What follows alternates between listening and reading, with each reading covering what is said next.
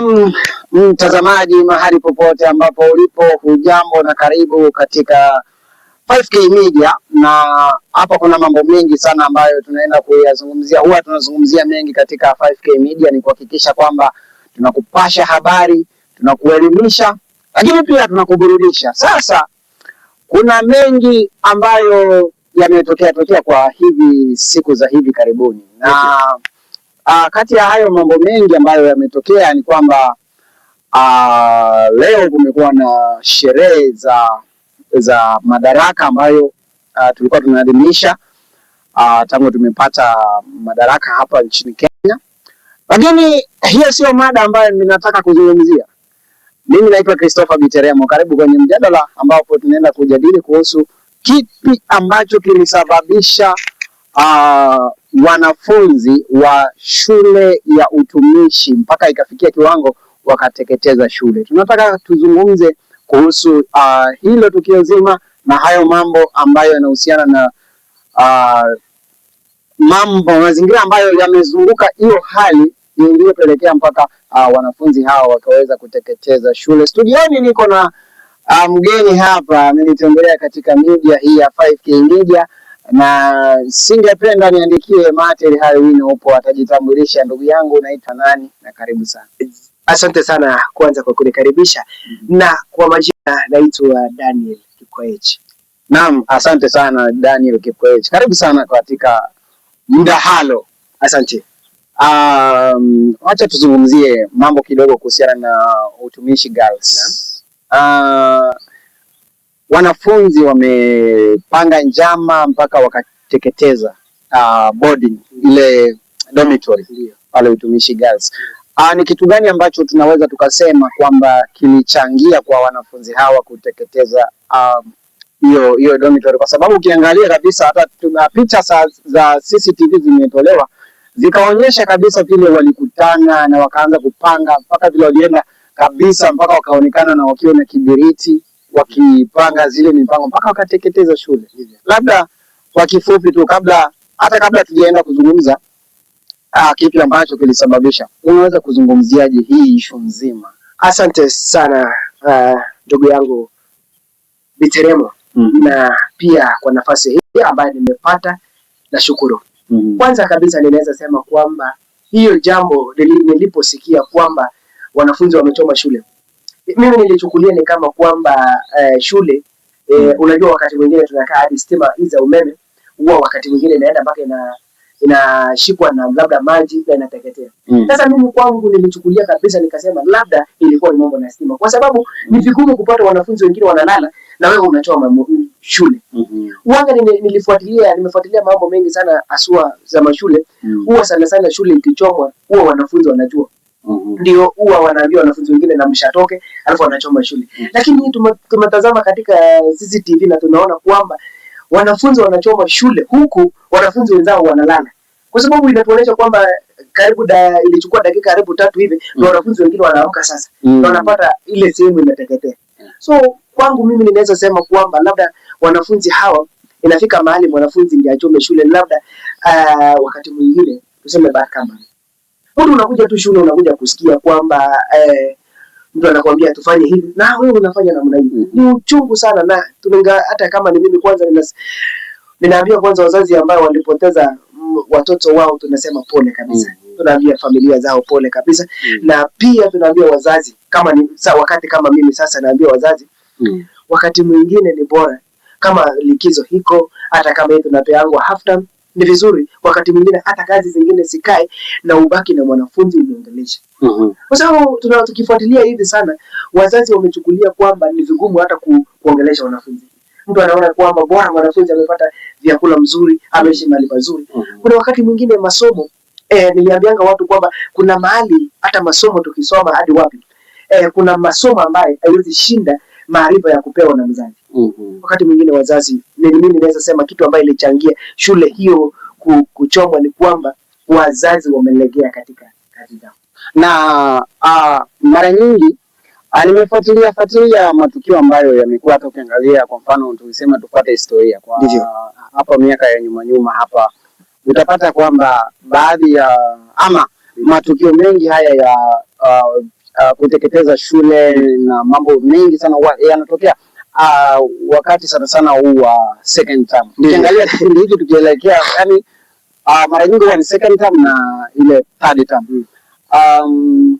Hili jambo limekaaje? Kwa sababu mimi nasema hivi nikiwa na maana yangu, kwa sababu hata ukiangalia nyuma kuna mambo pia ambayo yalikuwa yakitokea, mambo ya kuchoma mashule yalitokea. Mimi shule yetu kabisa tushawahi fanya strike, ilikuwa ni mwezi wa ilikuwa tuna muda wa mwisho karibu tukielekea kufunga shule, na ikatokea kwamba inakuwa hivyo. Kwa nini unadhani kwamba hili jambo limekaaje? Tusemeje? Yaani hili jambo liko physical kabisa ama kuna kitu kingine ambacho Asante, nimeelewa swali nzuri sana ambao unauliza kwamba mbona inapokaribia mula wa tatu ama mula wa pili ndio shule inatekelezwa kila mwaka. Mimi naweza sema kwamba unajua mula wa kwanza kuna mambo mengi. Huko kuna games, kuna yani watoto wanapata break nyingi. Na mula wa pili inapoelekea ni kwamba zile vitu zote ambao walikuwa wanafanya kama michezo na hata mashughuli zingine kama ile ya kuhudhuria mahali kama tour zinakuwa kama mula ya kwanza na mula ya pili mwanzo. Sasa inakuwa vigumu kwa wanafunzi kama ikifika mula wa tatu, unajua kuna kutoka na mula wa pili. Sasa wanafunzi wanakuja kupata vigumu waweze kutoka. Sasa wanaona ni kama ni changamoto. Na unajua pia ile ukiwa high school pia kuna ile pressure. Unasema unagaziwa maisha, lakini hakuna kukaziwa maisha. Ni kwamba unaona ni kama unagaziwa. Kwa sababu mzazi labda anasema, mwalimu anasema hii time ni kuingia class, kwa sababu hiyo wakati hakuna tena kucheza bila elekea mtihani. Sasa labda hiyo ndio inachangia kwamba ukielekea mtihani kazi inakuwa mingi na wanafunzi wanataka kupumzika. Sasa ndio hiyo ni labda hiyo tu ni wazo langu. Labda hiyo inaweza changia kwamba inafanya wanafunzi kuchoma shule. Nilikuuliza hivyo kimakusudi kwa sababu nilitaka nione labda kama kuna wengine ambao walizungumza kwamba hili jambo limekaa kiimani kidogo, apart from kwamba liko physical. Kuna mtu akawa anasema kwa nini matukio kama haya yanatokea sana kwa period hii.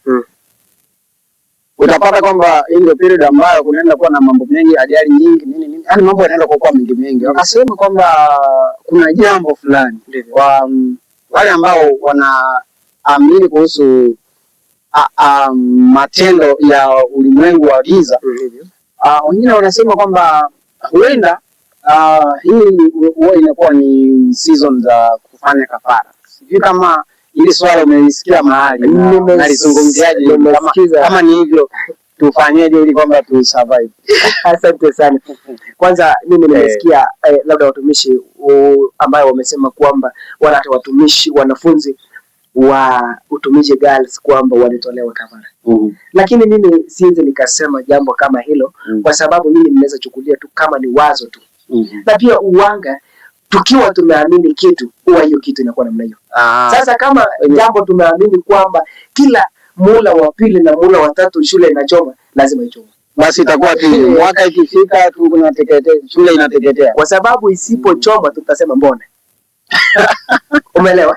Kwa sababu isipochomeka tutasema mbona mwaka huu hujatokea. Ndivyo sasa. Kwa sababu ni ile tumezoea, labda ni kama ninaweza tumia mfano mwingine kwamba labda wewe umezoea kila siku saa 6 kamili wewe unakula chakula fulani.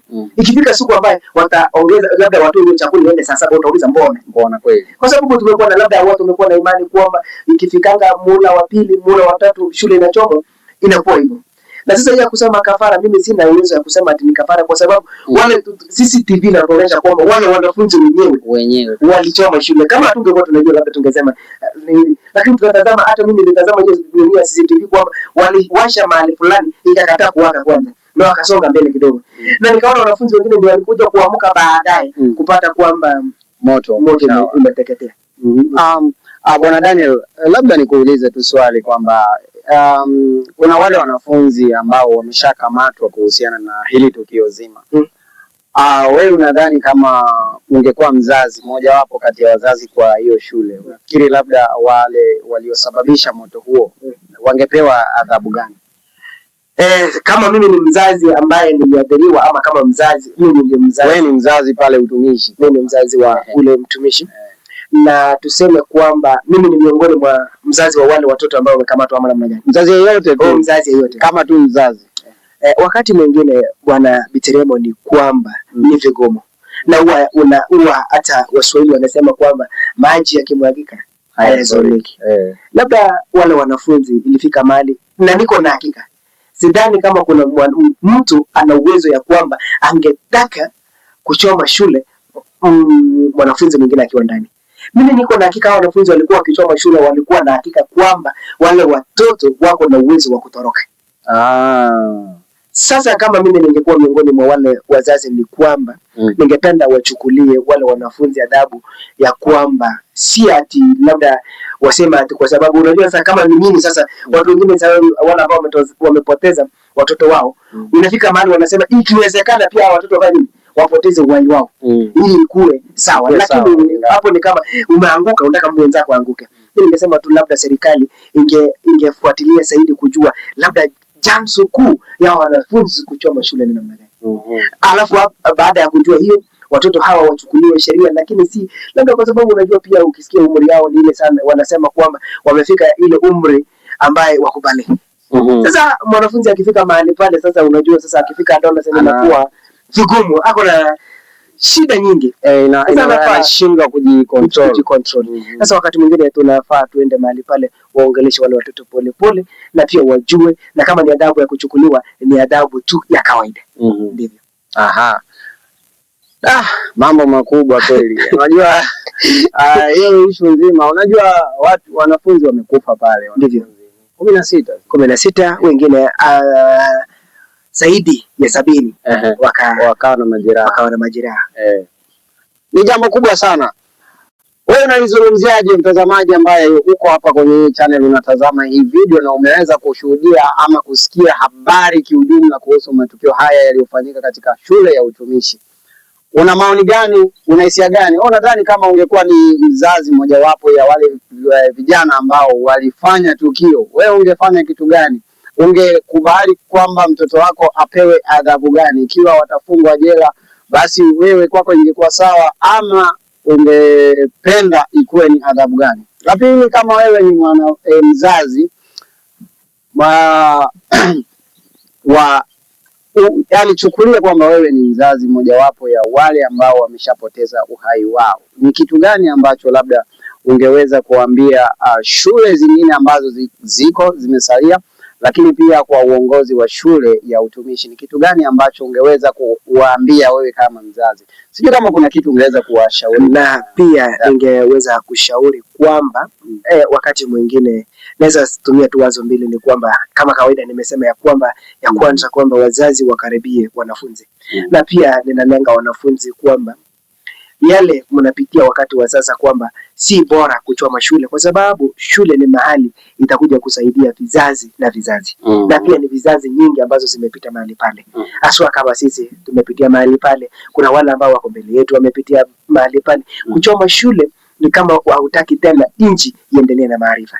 So ningeomba tu wanafunzi kwamba labda ungekuwa na tatizo lolote, nenda pata labda mwalimu mkuu, na kama mwalimu mkuu anaona hawezi akakusikia, nenda pale pata mzazi ukamwambie, kwa sababu si kuchoma shule ndio unamaliza ile mambo ambayo unapitia. Kwa sababu kuchoma, kama wanafunzi wamechoma utumishi girls, imegharamia pia. Unajua pia Biteremo, ndio nikasema hivi, ndio naona nasikia uchungu, ni kwamba yule mzazi ambaye ako mahali pale, labda hata wale wanafunzi waachiliwe, tuseme tu waachiliwe.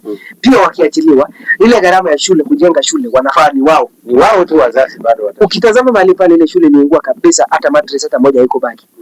Ni wao ndio wanafaa pia kununulia wala wanafunzi wengine mattress. Sasa itagharimu mzazi pesa nyingi sana. So wakati mwingine unapoenda shule, tazama mzazi wako, na pia wakati mwingine fikiria mahali unaenda.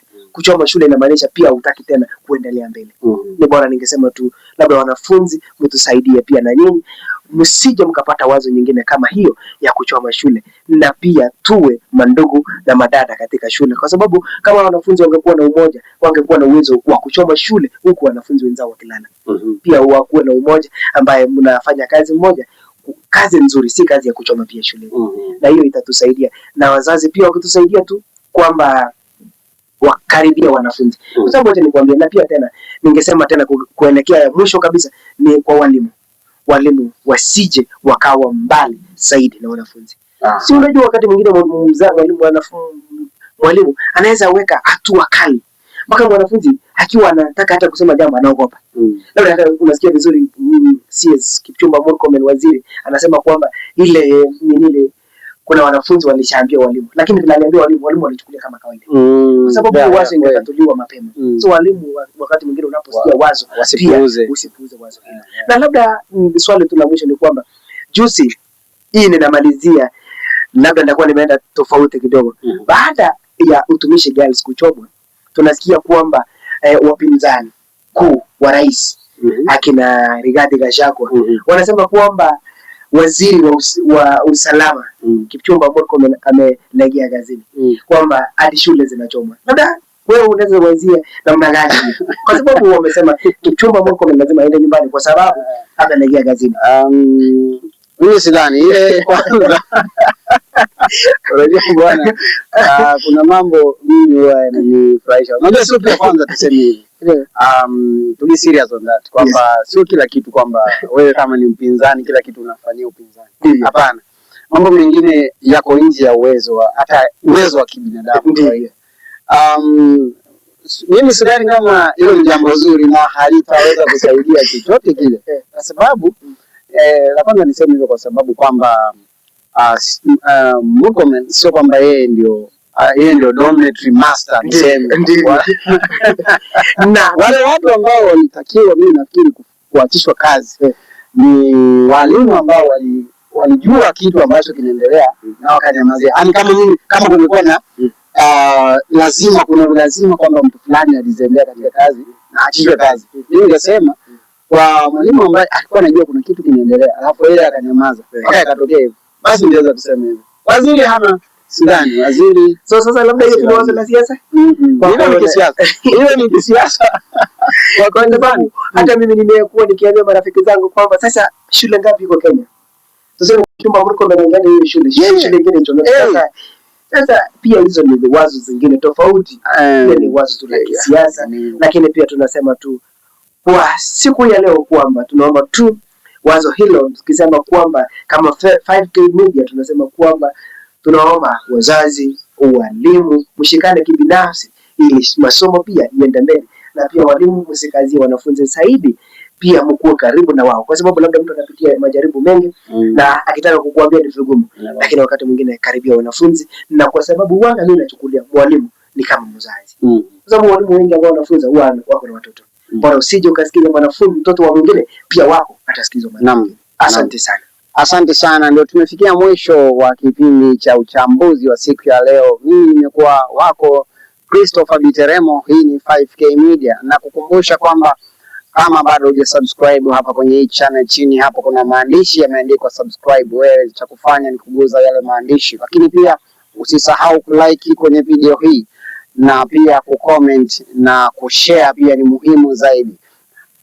Mgeni wangu leo anaitwa Daniel leo amenitembelea na natumai kwamba utanitembelea tena katika studio tuweze kufanya mazungumzo zaidi. Asante sana, nimefurahia mahali hapa. Studio nzuri kabisa, studio ambayo iko na maono mazuri kwa sababu ya nchi ya Kenya na inazungumzia mambo mengi, na niko tayari pia siku nyingine kukuja mahali hapa na nimeshukuru sana. Asante sana.